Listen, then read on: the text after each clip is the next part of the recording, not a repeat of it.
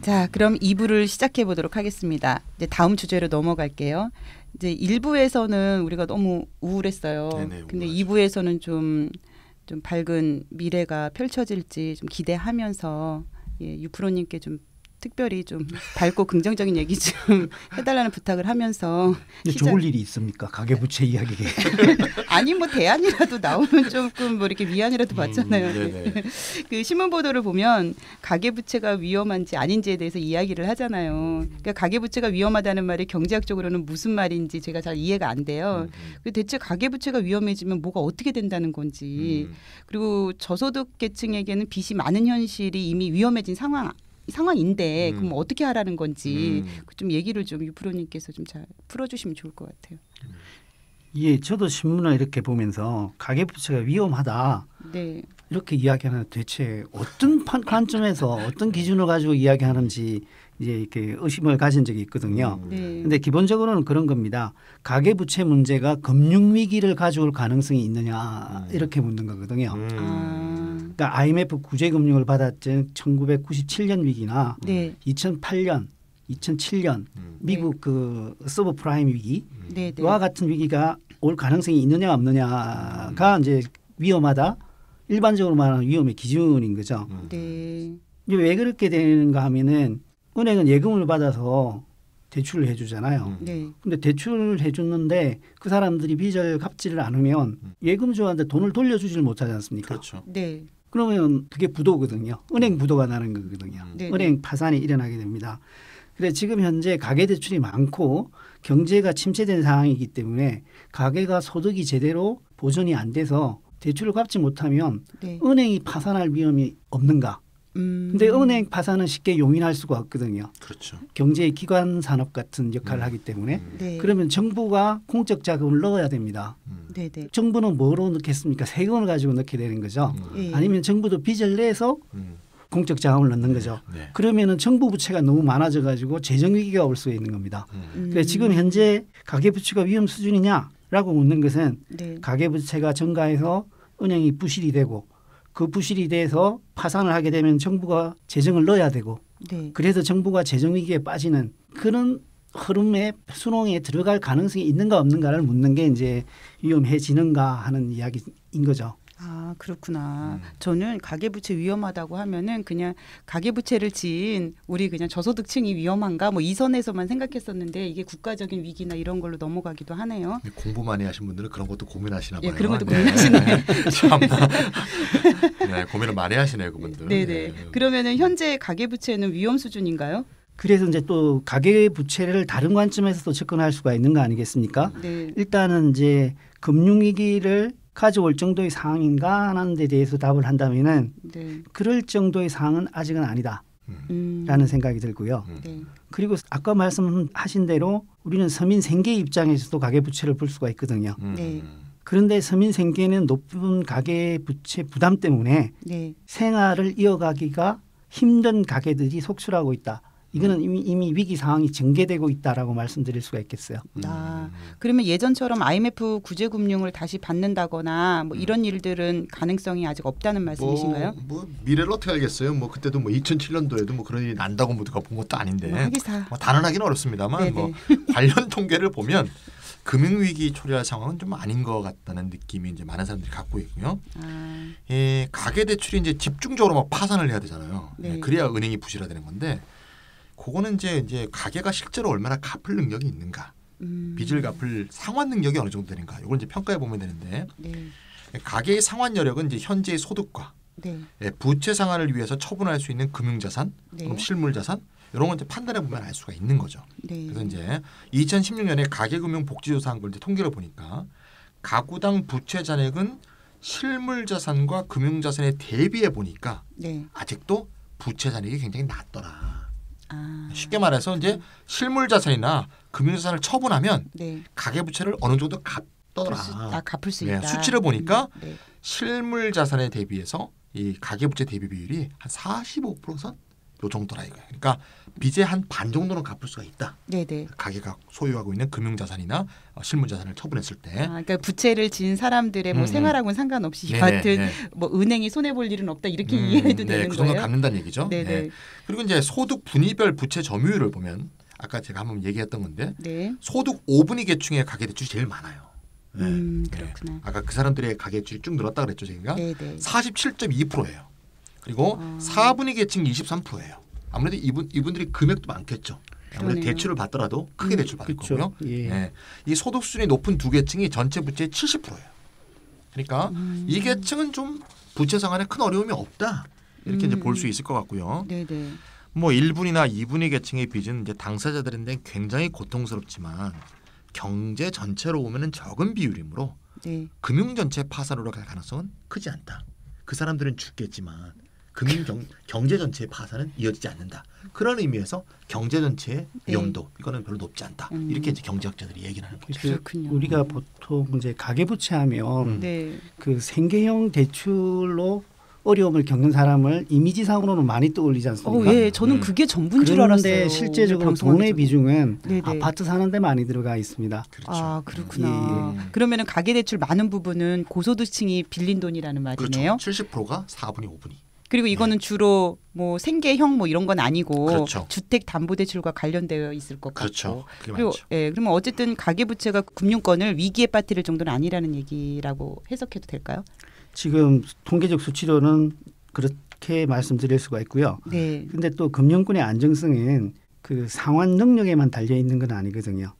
은행의 재무 상태는 어떤가를 평가해 보면 되거든요. 아, 은행은 요즘에 가계 대출이 많아서 네. 이자 소득을 많이 벌어들이고 있습니다. 네, 네. 그래서 금융기관의 재무 상황도 상당히 양호하기 때문에 네, 네. 신문에 보면 무슨 은행 이번 분기 최고 실적 이런 게 가지고 실리거든요. 네, 네. 그래서 재무 상황도 상당히 손실을 감수할 수 있는 수준에 와 있다라고 말씀드릴 수 있습니다. 아, 그러면 결국 가계가 상환 능력이 없다 하더라도 금융기관이 건전하다면 금융권이 안정되어 있다 이렇게 말할 수 있는 거군요. 예, 예. 제일 중요한 것은 돈을 갚는 사람이 잘 갚아야 되는 거겠지만 네, 좀 사고가 나더라도 은행이 다른 사람한테 벌어들인 돈이 있으면 네, 네. 몇 사람이 부도를 내더라도 감당이 가능한 거죠. 아, 금감원 자료에 따르면 시중은행과 지방은행을 포함한 일반은행의 2016년 말 당기 순이익이 2015년에 비해서 크게 증가했습니다.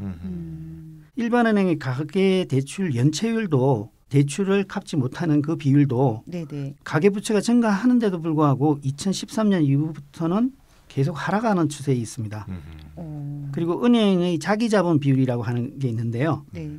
이제 건실한 자산이라고 보면 되는데 은행의 자산이라고 보면 되는데 이 비율도 점차 개선되고 있어서 은행이 가계부채의 부실을 상당 부분 흡수할 수 있는 상태에 있다. 그렇게 평가가 됩니다.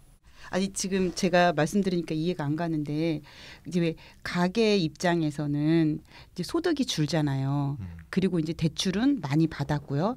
그러면 우리가 생계가 어려우니까 이자도 못 갚고 막 이래야 되는데 지금 은행 같은 경우에는 그 이자들을 잘 지금 걷어들이고 있다. 안정적으로 뭐 벌고 있다. 이렇게 말씀하시는 거잖아요. 그게 약간 그렇게 한데 뭔가 네네. 그래서 조금 말씀드렸던 건데 네. 주택담보대출은 아직까지 아파트 가격이 푹 떨어지거나 하는 일이 없기 때문에 네네. 그 연체율은 크게 문제가 안 되는 거죠. 아. 그런데 저소득층에서 생계형 대출은 네네. 그 문제가 일어나고 있는 거죠. 그러니까요. 퍼센테이지니까 말이죠. 네. 4분위, 5분위가 대출이 늘었잖아요. 네네. 거기에는 오히려 연체율이 적다는 거죠. 아, 그럼 전체적으로 볼 때는 그렇게 볼 수 있구나. 연체율이 줄어들게 되는 거죠. 네. 음. 이해됐습니다. 네. 그리고 우리나라의 가계부채가 여타 OECD 국가보다 상당히 높지만 대신에 정부의 부채, 국가부채는 아주 건전한 수준이거든요. 네. 은행이 부실에 빠지면 안 되겠지만 네. 부실에 어느 정도 빠진다 하더라도 그걸 수습할 수 있는 재정적 여력은 다른 선진국보다는 좋습니다. 이런 지금 은행 상태도 좋고 네. 국가 상태도 좋고 이런 얘기 자꾸 하는 이유가 뭐예요 지금 유프로님이? 예? 그거죠. 가계부채의 문제를 총량의 문제에 네. 경제 위기가 올 가능성이 있는가 없는가 네. 이 기준만 가지고 보지 말고 좀 더 세세하게 들어가서 네. 사실 가계부채의 구성이나 네. 부채가 지게 되는 이유가 다르거든요. 그렇죠. 네, 네, 네. 그런 관점에서 봐서 가계부채 문제를 서민생계 입장에서 보는 관점을 좀 더 확고히 해야 할 필요가 있다라는 이야기를 하기 위해서 금융위기 가능성만 강조하는 논의에 대해서 네. 약간 맞아요. 전체 국민 경제가 어떠니 저떠니 하면서 말이야. 네네네. 몇십 프로 있고 뭐 연체율이 떨어졌다니 무슨 뭐 그러니까요. 그렇죠. 뭐 이런 식으로 하면은 사실 사람의 문제가 가려져 버리죠 다. 그래 예. 맞아요. 예. 그리고 평균값에 속아요. 맞아요, 속아요. 예, 예. 제가 언론 보도 볼 수치에 다 때는 속는 수치에 거예요. 속고 있어요. 예. 역시 우리 유프로님이십니다. 관점 좋아요. 예, 그리고 무슨 말씀인지 이해를 했고요. 그리고 가계부채 문제를 금융권의 안정성보다는 가계의 실제적인 어려움 측면에서 접근할 필요가 있다 이렇게 말씀하신 잘 거잖아요. 정리해 주셨습니다. 예. 그러니까 은행도 이제 상대적으로 안정되어 있고 또 국가의 재정 여력도 충분하다. 좀 더 적극적으로 서민의 삶을 살린다는 관점에서 우리가 가계부채에 좀 접근할 필요가 있는 것 같아요. 그러니까요. 은행이 무슨 네. 뭐 무슨 조선소 그거 망하는 것만 그렇게 팍팍 쓸 게 아니고 네. 이게 어려움에 빠진 서민 경제를 위해서 돈을 팍팍 쓸 여력이 있는데 안 쓰고 있잖아요 지금. 그러니까요. 예. 실제 말이죠. 이제 팩트도 말이죠. 통계도 어떤 관점에서 보냐면 보면 이제 통계가 보여요. 네. 아까 이제 1분위 계층 한번 들어가 보면 네. 1분위 계층에서는 채무 불이행 가구가 오히려 자꾸 늘고 있거든요. 앞으로 급증할 가능성도 굉장히 높고요. 그럴 거예요. 예, 전체 가구 중에서 이제 한계 가구라는 이제 표현 많이 쓰는데 한계 가구라는 건 금융권의 부채가 자기가 갖고 있는 금융자산보다 많고 네. 원리금 상환액이 가처분 소득 쓸 수 있는 자기 소득의 40%를 초과하는. 그러니까 버는 건 100원인데 원리금 상환만 40원이 넘는 네네. 이런 가구를 한계 가구라고 하거든요. 네네. 이 한계 가구가 2012년에 12.3%였는데 2015년에는 14.8%로 증가하고 있거든요. 심각하네요. 그러니까 버는 돈의 40% 이상을 원리금을 갖고 있으면 이건 파산으로 가고 있다는 얘기잖아요. 사실. 그러니까 뭘 먹고 살라고. 그리고 이제 아까 이제 금리 얘기 나왔지만 미국이 네. 작년 12월에 금리 인상했고요. 네. 올해 3월에 금리 인상했고 2번을 인상했어요. 근데 이제 오늘 나온 기사를 보니까 미국의 경기가 또 좀 안 좋아져서 네. 팍팍 올릴 가능성이 좀 떨어졌다고 하지만 또 모르죠. 또 경기가 갑자기 또 좋아질지. 이런 상황에서 만약에 미국의 금리 인상이 한두 번 정도 더 일어나면 네. 미국이 여러 번 올렸는데도 한 번도 안 올리면 미국은 이제 금리 인상 압박을 받게 되는 거거든요. 네네. 그래서 만약에 한국의 기준금리도 오르게 된다면 한계 가구는 훨씬 급증하겠죠. 문제네요, 문제. 네. 예. 뭐 금리 인상에 대해서는 약간은 뭐 그렇게 위험하게 생각 안 해도 될 것 같다는 생각은 가지고 오늘 뉴스가 있습니다만. 다 그렇게 났어요. 아 그래요? 근데 뭐 알 수 없는 일이에요. 네. 예. 그래서 이 우리가 이제 지금 얘기하고 있는 가계 부채를 어떤 관점에서 접근할 것인가에 따라서 정책의 우선순위가 바뀔 것 같아요. 맞아요. 그러니까 지금 두 분이 말씀하신 대로 가계 부채를 1분위, 2분위 계층의 생활고의 문제에서 접근해야 될 것 같은데요. 그런데 지금 이제 대선 기간이잖아요. 맞습니다. 그래서 각 후보들이 여러 정책도 내놓고 또 지금 이제 TV 토론 하잖아요. 거기서도 이제 많은 얘기를 하고 있는데 가계부채 문제에 대한 어떤 평가와 대책을 내놓고 있는지 유프로님 혹시 조사하신 게 있으신가요? 예. 물론 뭐 대선 토론을 이렇게 보면 많이 실망스럽습니다. 네. 그 서로 흠집내기 아니면 이데올로기적인 네. 이념 논쟁에 많이 이제 몰입돼 있어가지고 정책 논쟁이 안 되고 있는데요. 네. 그래도 정책을 뭐 꾸준히 내놓고 있기는 합니다. 그리고 이제 가계부채라는 게 참 맞물린 다른 문제가 너무 많아요. 아까 이야기했던 금리 문제도 있고 서민 금융 정책도 있고 다양한 문제랑 이제 얽혀 있거든요. 그래서 상당히 광범위합니다. 이 부분에서 가계부채와 좀 긴밀히 관계되어 있는 부분만 살펴보면요. 우선은 기호 1번 문재인 후보가 제시한 네. 기호가 나왔죠, 맞죠? 예. 부채 총량 관리제가 있습니다. 아. 이게 부채 총량 관리제라고 하는 것은 부채 총량을 말 그대로 관리하겠다라는 거죠. 아까 가처분 소득 대비 가계부채 비율이 179%라고 말씀드렸지 않습니까? 네. 이걸 150% 수준으로 관리하겠다라는 것이 문재인 후보가 제시한 부채 총량 관리제고요. 부채 총량 관리제. 이렇게 하기 위해서는 네네. 소득 증가율보다 가계부채 증가율을 낮춘다. 낮게 유지를 시켜서 네. 150% 수준으로 낮추겠다. 라고 하는 것이 이제 문재인 후보가 제시한 것이고요. 어떻게 낮춘다고? 방안까지 있나요? 어떻게 낮춘다는 있어요 혹시? 똑같이 얘기했나요? 그건 이제 뒤에 다른 사람들이 제시한 걸 들으면 이제 이해가 갈 수 있는데요. 이에 대해서 이제 심상정 후보는 총량 규제에 찬성하면서 지나치게 높은 목표를 잡지 마라. 이번에는 뭐 특별히 이념적이나 정책적 지향성이 아니라 네. 뭐 정책적 기술에 대해서 코멘트한 것 같은데요. 그리고 안철수 후보는 총량 규제보다는 소득을 증가시켜야 한다. 이 당연히 맞습니다. 네. 근데 구체성이 좀 떨어집니다. 예. 원래 안철수가 구체성이 없죠. 좀. 여기서 이게 너무 이제 하죠.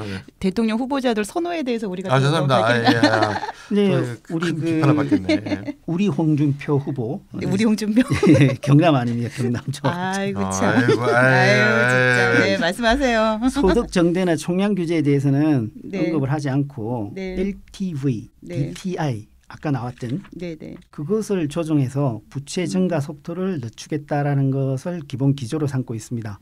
네, 이런 부분에 있어서는 문재인 후보도 이제 대출 규제를 강화하는 방식이 이제 가계부채 증가율을 어느 정도 저지하는 그 방법이 되겠죠. 근본적인 원인을 해소하는 건 아닌 것 같아. 예, 근본적인 원인 해소는 소득 증대인데 그러니까요. 소득 증대를 하겠습니다라는 건 정책이 아니지 않습니까? 그러네요. 이와 관련해서 유승민 후보의 견해가 재밌습니다. 네. 총량 규제에 대해서 반대를 합니다. 그러니까 기본적으로 LTV, DTI 비율을 유지하는 데 주력한다는 입장이지만 네. 부채 총량 목표치를 정하면은 가계 부채를 급격히 줄여버린다면은 건축 경기가 죽는다든지 네. 이런 것에 의해서 경기 부진이 올 수 있거든요. 가계 부채를 급격히 줄이면은 경기 부진이 오고 경기가 부진이다 보니 실질 소득이 감소하고 그래서 빚이 다시 증가하고 네. 하는 악순환이 일어날 수 있다. 그래서 총량 규제에는 반대한다는 입장을 견지하고 있습니다. 이번에 15명의 후보가 나왔지만 이제 주요 정당 후보들의 부채 관련 입장을 살펴봤는데 각 지지자들이 지금 이제 나중에 이제 막 비난이 쇄도할 것 같은데 우리 사실 그러니까. 이런 정책이 더 있어요. 뭐 더 있어요. 이렇다가 이거 왜 정확히 얘기하지 않습니까? 아유, 이런데 저기 찬희세 항의하실 게 있으면 출연을 해주세요. 예. 저기 제발 항의라도 좀 해줬으면 좋겠어요. 우리 게시판 너무 썰렁해요. 네, 죄송합니다. 진짜. 제발 항의해 주시고요. 네, 네. 캠프에 계신 분들 이거 꼭 좀 듣고 피드백 좀 주시기 너무 바랍니다. 배우는 자세로 우리 청취자들이 사실 그러니까. 듣는 분들은 많은데요. 예. 우리 이제 이런 입장들을 살펴봤는데 유프로님은 개인적으로 어떻게 평가를 하세요? 유프로님 입장이 또 궁금해지네요. 유프로. 네. 조금 이 지지 후보 문제가 있어가지고 이상하게 들릴 수도 있겠습니다만 저는 그 유승민 후보의 의견에 가깝습니다. 역시 그렇구나. 경제학자야. 예, 부채 총량 관리제에 어디 학자끼리 뭔가 통하는 건 네, 그런 아니신지 것 같아. 모르겠네요. 그렇게 찬성하기가 힘들다. 왜냐하면은 우리 그 이야기를 이미 했어요. 오늘. 가계부채의 성격은 네. 구성을 세세히 다 살펴보면 계층별로 상당히 상이합니다. 맞아요. 그래서 총량면에서만 이렇게 접근하는 사고는 오히려 탄력적인 정책을 피는 것을 방해할 수가 있거든요. 아하, 네, 네. 주택 경기를 부양하기 위해서 LTV나 DTI 한도를 높여서 대출 규제를 완화했지 않습니까? 네. 네, 네. 이것을 돌릴 필요성, 좀 더 강할 필요성은 있겠지만은 물론이죠. 총량 규제를 할 필요는 없지 않나 하는 생각이 들어요. 왜냐하면 서민금융은 늘려야 할 이유도 있거든요. 그러니까 투기 대출은 오히려 줄일 수 있겠지만 네. 서민금융은 오히려 늘려야 되기 때문에 총량 기준으로 보면 부적절하다 이런 말씀이구나. 그렇죠. 그럴 수 있겠네요. 근데 지금까지 얘기는 가계부채 전체에 대한 얘기였잖아요. 근데 후보들은 다른 저소득계층의 가계부채 문제에 대해서는 특별한 정책을 내놓고 있지 뭐 않나요? 명색이 대선인데 뭐 안 내놨겠어요? 뭐 네. 저소득층의 표도 표인데. 그렇죠. 그걸 뭐 시장도 받으려고. 열심히 다니시는 분들인데. 뭐 나중에 예. 안 찍힐 거라도 뭐 이미 내놓겠죠 뭐. 그렇게 그러게요. 예. 유승민 후보를 제외하고는요. 네, 홍준표까지 다 포함해서 네. 모든 유력 후보들이 서민들의 채무 재조정이 필요하다, 불가피하다 이런 입장을 내놓고 있습니다. 근데 우리 경제학자이신 유승민 후보는 왜 서민들의 부채 재조정을 반대하는 이분은 이제 거예요? 학자다 보니까 반대라기보다는 네. 시기상조다 이렇게 보는 건데요. 시기상조다. 예. 이유는 뭐 경제학책에 맨날 나오는 얘기야. 모럴 해저드. 도덕적 해이를 낳을 수 있다. 또 이런 얘기가 나오네요. 예. 아이고, 책에 참. 나와서 이게 참 학자들 꼭 참. 얘기합니다. 네네. 빌려가도 안 갚아도 된다는 선례를 남기게 되는 것은 네. 모럴 해저드로 이어질 수 있기 때문에 네. 시장 원리에도 안 좋은 그런 선례를 남긴다. 아, 역시 미국에서 공부하신 분이다 보니까 네네. 주류 경제학자로서 충분히 할 수 있는 얘기지만 네. 또 그런 것도 있죠. 네. 열심히 갚은 사람은 뭐냐? 그러면 열심히 하면 갚을 수 있는 사람도 안 갚는 일이 생긴다라는 거죠. 근데 신기한 게 기업의 구직금융할 때는 뭐를 해줘도 이게 잘 안 나와. 그러니까요. 네. 가난한 사람한테 지원할 때만 꼭 뭐를 해줘도 나와. 제가 찬희쌤 말씀드리니까 생각나는 사례가 있는데요. 지금 강원도 원주에도 있고 지금 서울역 앞에 동자동에도 있는데 자활공제 협동조합이라고 있어요. 그러니까 이분들이 그러니까 신용이 낮다 보니까 은행 거래를 할 수가 없어요. 그러니까 쪽방촌에 사시는 분들이죠. 노숙인이나 근데 이런 분들이 이제 급전이 필요할 때가 있잖아요. 뭐 응급실 가야 되거나 이럴 때. 그래서 이분들이 이제 자활공제 협동조합을 해서 본인들이 매월 돈을 모아가지고 이제 대출을 받는단 말이에요. 그런데 그 상환율이 어떤 줄 아세요? 상환율이 거의 100%예요. 그러니까요. 뭐 사라지거나 없어지거나 이러지 않는 이상은 모랄리티가 좋죠. 오히려 진짜 걱정해야 될 거는 이런 저소득층의 상환율이 아니고 기업이나 이런 데인 것 같은데. 기업이 이익이 날 때 지네들이 무슨 상여금 받고 말이야 성과금 받고 퍽 몇백억씩 받아 쳐먹고. 그러니까요. 그리고 뭐 망할 때는 구제금융 받고 이게 뭐를 해줘야 되지? 그러니까 제 말이에요. 그러면은 이제 좀 기분을 가라앉히고. 네. 그래서 자본주의는 이익은 사적으로 취하고 손해는 사회적으로 부담하는 사회라 그러죠. 슬프다. 예, 그러면 우리 이렇다가 제시할 수 있는 대안은 어떤 게 있을까요? 이렇다의 제안. 네. 희망을 주세요, 유프로님. 우리 연구소가 대안 아닙니까? 그렇죠. 네네. 예, 뭐 저는 구체적인 정책보다는 이제 가계부채에 이미 말씀을 드렸던 접근하는 방식에 대해서 이제 언급하고 싶은데요. 말씀드린 대로 가계부채의 총량에만 관심을 한정하지 말고 가계부채의 증가 요인을 용도별로 계층별로 세밀하게 나누어서 각각에 맞는 대책을 마련해야 한다는 거죠. 그 통계를 보면 총량면에서는 고소득 계층의 주택담보대출이 가계부채에서 차지하는 비율이 70% 정도까지 되지 않습니까? 그렇지만 상위 계층의 자산 소득 대비 부채 비율은 그리 높지가 않거든요. 이에 반해서 서민의 생계비 대출은 상대적으로 주택담보대출에 비해서 비중은 작습니다. 그렇지만 저소득층의 자산 소득 대비 부채 비율은 아주 높거든요. 당연하죠. 그래서 경제가 어려워지면 한계 가구가 저소득층에서 속출할 수가 있는 거죠. 그래서 한계 가구의 부채 조정은 서둘러야 한다. 이자 대비를 중단시켜주거나 원금을 탕감하거나 하는 실효성 있는 대책을 세워야 한다고 생각을 하고요. 그리고 이제 제도적으로 개선돼야 되는 건데요. 요즘에 이제 개인 파산한 사람이 자활을 해서 돈을 벌어서 갚으려고 하면 없어져도 부채가 다시 살아나거든요. 죽었던 부채가 살아난다 그러죠. 소득이 생기면 파산할 때는 다 대해줬다가 너 언제 좀 갚을 수 있구나. 다시 부채가 생겨나.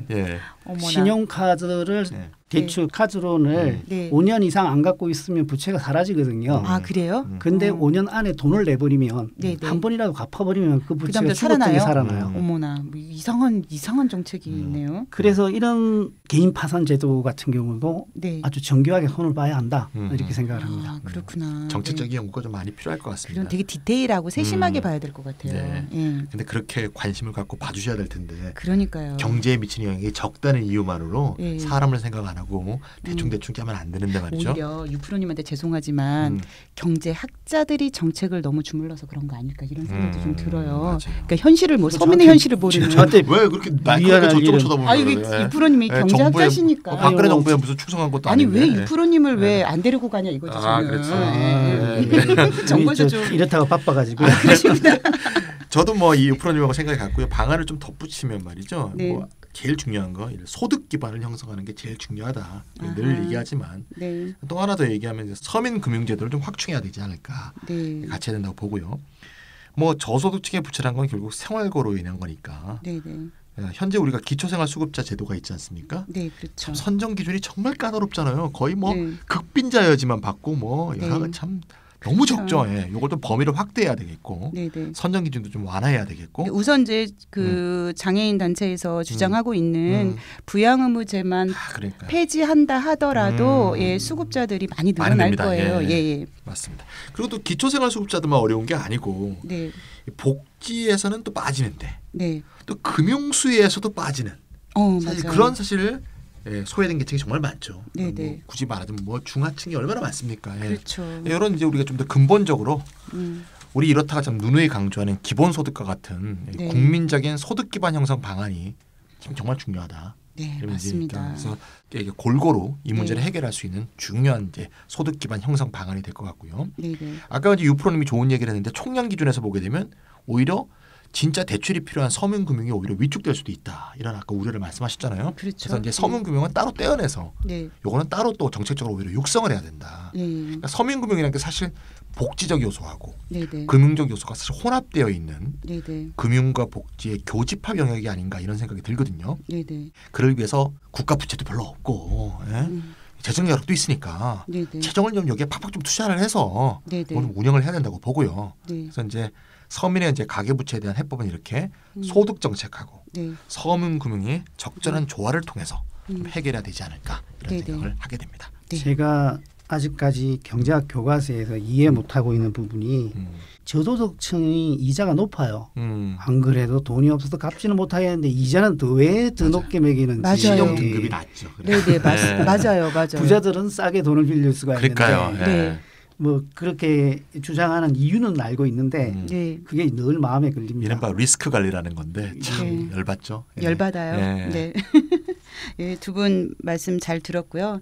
저는 사실상 오늘 이야기 들으면서 딱 한 가지만 떠오르네요. 그러니까 제가 연관되어 있어서 그런지 몰라도 안정적인 주거. 그러니까 대출받지 않고도 편안한 집안에서 살 수 있기를 대출받지 않고도 자기 집을 가질 수 있기를 뭐 자기 집까지 바라지도 않아요. 대출받지 않고도 전세 집에서 좀 편안하게 살아갈 수 있기를 정말 절실히 바라는 마음입니다. 사실 더 나아가서 아까 우리 유프로님이 그 택시 운전사 말씀도 했지만 모든 국민이 내 집값 얼마 오르는가 또 내가 안 사서 얼마나 손해받는가 이런 식의 생각을 안 해도 되는 사회가 되면 얼마나 좋겠어요. 모두가 다 토지 공개념으로 해서 토지로 인한 불로소득이 생기지 않는 사회 이런 방향으로 나가야 되는 거 아니겠어요? 전 꼭 좀 그거 좀 이뤘으면 좋겠어요. 우리가 죽기 전에는 잘 안 이루어지겠죠. 아, 왜 그러세요? 슬퍼요. 죽기 전에 합시다 우리가. 그럽시다. 자, 사실 이 대선이 우리가 장미 대선이라고 얘기하지만 저는 촛불 대선이라고 부르고 싶다고 지난번에도 말씀드렸던 맞습니다. 것 같아요. 그래서 이번 대선이 촛불의 끝이 아니라 새로운 시작이다 이렇게 생각을 하거든요. 그래서 우리가 그렇게 치열하게 거리에 나갔던 건 단지 대통령 하나 바꾸려고 그랬던 게 아니잖아요. 물론이죠. 그래서 이 세상 곳곳에 뿌리박혀 있는 불의와 불평등을 하나하나 바꿔가려고 우리가 그동안 촛불을 들었던 건데 이러한 노력들을 중단하면 안 될 것 같아요. 이번 가계부채만 하더라도 저는 이 방송을 하기 전에는 그냥 크게 관심을 두지 않았었거든요. 근데 이런 문제도 우리가 꼭 해결하고 가야 되겠구나 이런 생각이 좀 들어요. 맞습니다. 그리고 대선 주자들도 박근혜가 5년 전에 대선 치를 때처럼 뭐 좋은 얘기 다 긁어 모아서 박근혜 그 고백 다 되면 유토피아입니다. 유토피아였었어요. 그러니까 뭐 노령연금부터 그냥 빵꾸나기 시작했잖아요. 그래서 그렇게 다 뭐 좋은 정책들만 갖고 와서 모자이크 해가지고 당선되고 나서 내팽개치지 말고 공약을 꼭 지켜야겠다. 지켰으면 좋겠다라는 바람. 그리고 우리가 눈을 부릅뜨고 감시하고 요구해야 되겠다 이런 생각이 듭니다. 자, 우리 청취자분들도 앞으로 눈을 좀 부릅뜨고 잘 감시해 주시고요. 가계부채를 주제로 살펴본 이렇다 53회 이것으로 마치도록 하겠습니다. 다음에 뵙겠습니다. 다음에 뵙겠습니다.